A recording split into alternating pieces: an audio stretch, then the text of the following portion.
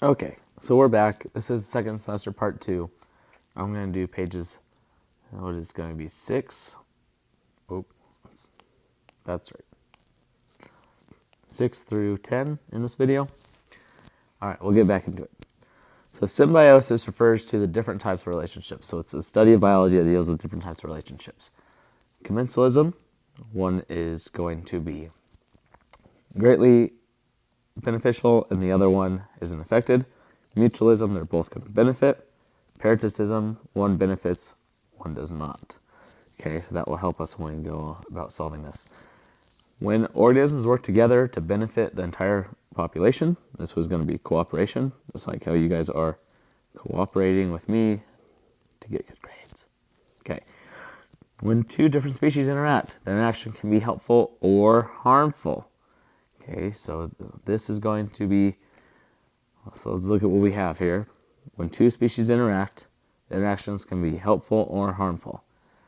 Okay, we're going to be looking at symbiosis. So symbiosis is the general term for these. When multiple organisms fight for a resource, this is called competition. So we're going to be competing. When the actions directly affect another organism, so this is going to be direct relationship.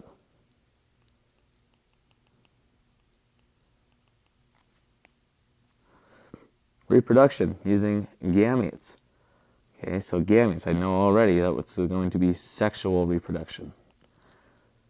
When the actions of an organism affect the organisms 2 or 3 steps away, indirect. So this is going to be an indirect relationship. When two organisms live together and one is hurt and the other is benefited, paroxysm. When two organisms live together and both are benefited, mutualism. When two organisms live together and one is helped and one does not care, this is going to be commensalism. It's like barnacles on a whale. Get a free ride, but they bring in tons of good food. A type of reproduction, offspring arise from a single. This is going to be asexual. Biotic, abiotic factors in an area. Okay, this is going to be what's going to be, since it's abiotic and biotic, this is going to deal with our environment.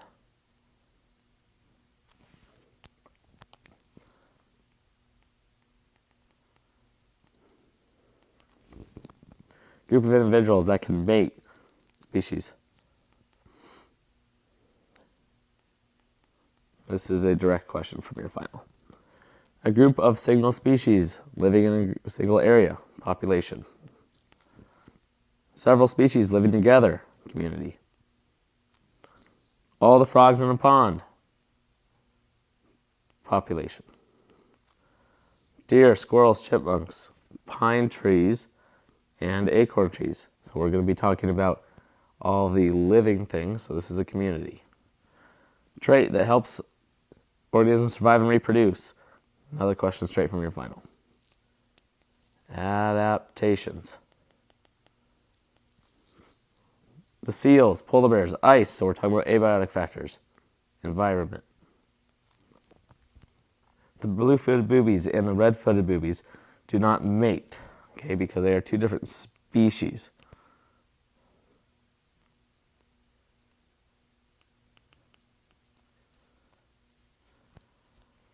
Label the following relationships as commensalism, paroxysm, or mutualism. Okay, so remember, commensalism is one is benefited and one doesn't care. Paroxysm, one benefits, one does not.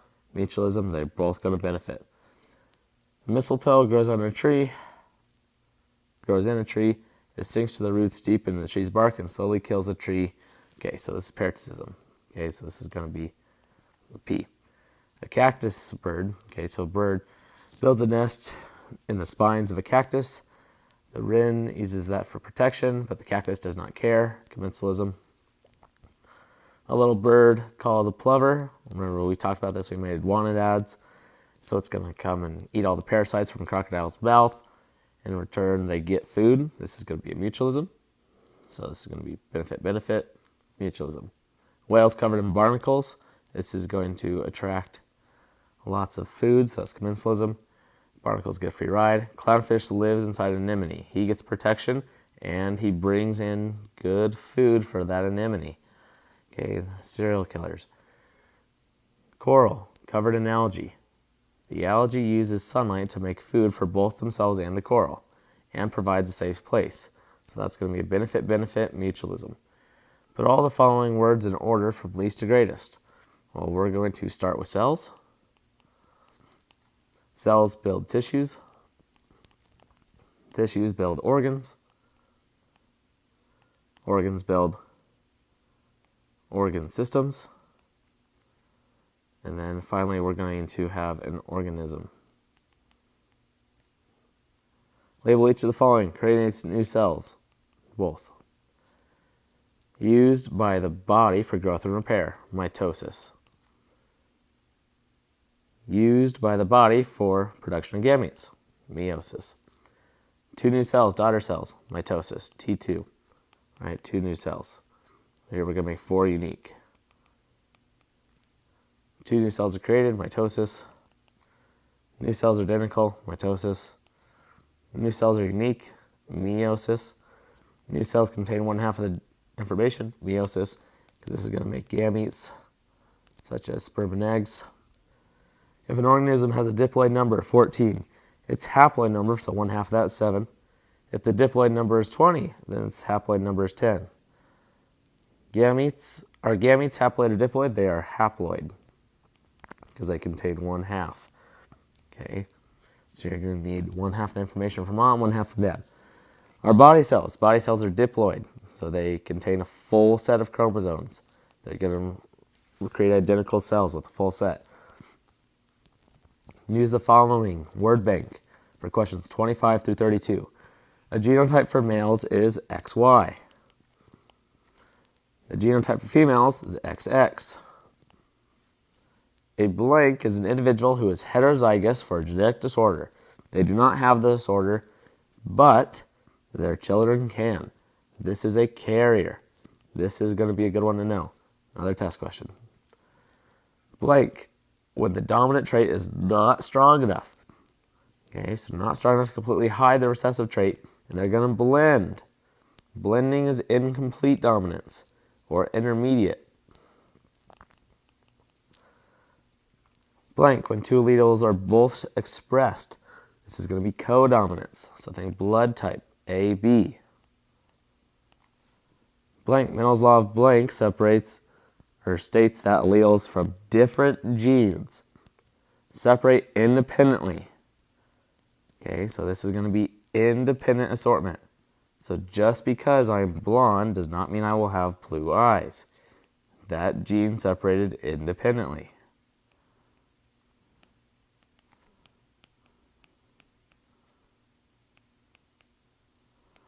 Okay, law of segregation states that alleles from the same trait separate. Again, 2 more test questions. A small segment of DNA is called a gene. In this case, that's not one of our... So, a small section of DNA that codes for a trait is called a... I'm looking over here. Must be an allele, so it's really a gene. The different forms of that become an allele. Okay, so the gene would be like eye color. Alleles would be blue, brown, whatever. A trait that is carried on either male or female sex chromosomes. Sex-linked. Make sure you know, what does it look like? Okay, what do I need to have to be an affected female? Okay, what do I need to have to be an affected male? Okay, what does it mean to be normal? What does it mean to be normal? And what does it mean to be a carrier?